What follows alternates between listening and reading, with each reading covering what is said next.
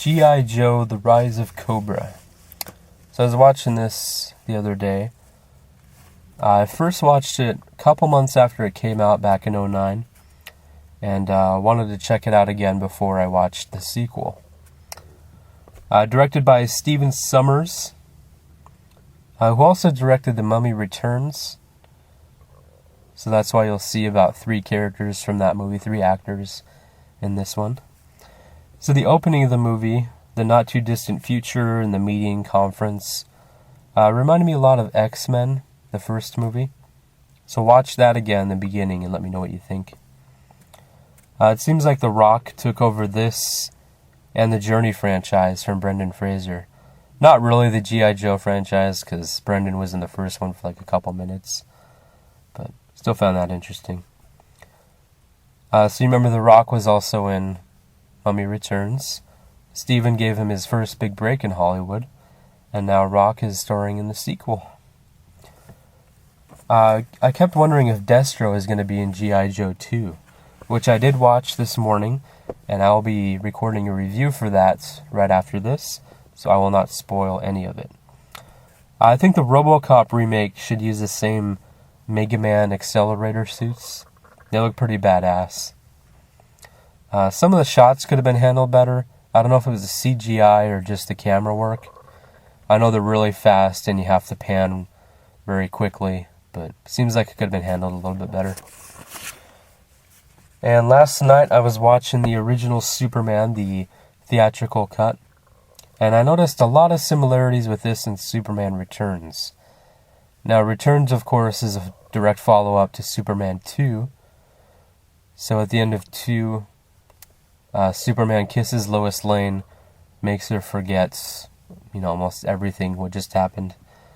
And then in Returns, we learn that, that kid is mine.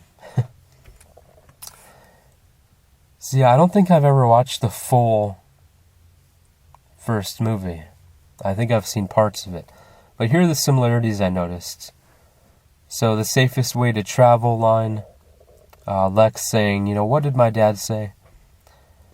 Air Force One, the plane rescue, and then of course we had a plane and shuttle rescue and Returns. The land schemes, the real estate schemes from Lex Luthor. I think we should call him Lex Land Luthor. Jor-El says, don't tamper with history, don't affect it. But of course we got Superman, in the first movie, he flies around the earth tons of times. That sure was a long shot. And he undoes the events.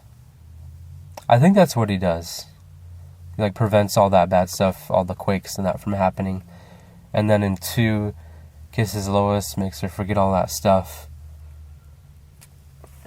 So of course in Returns, when she's like, oh, maybe this kid who just pitched a piano across the room, maybe that's Superman's baby.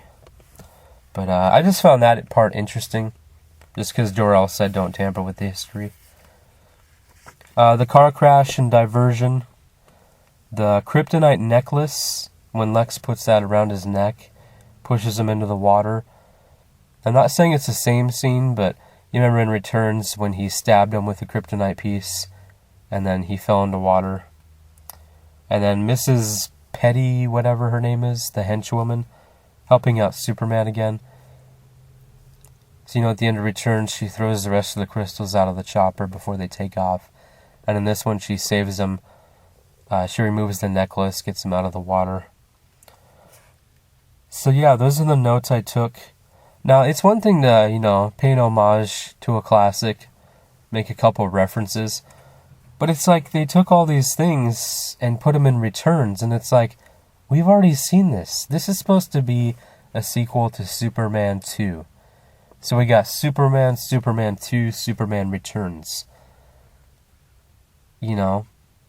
It's like, we don't need to hear all these lines again. I can understand if they put 1 or 2, like the safest way to travel and the, what did my dad tell me? Like those, that's enough for me.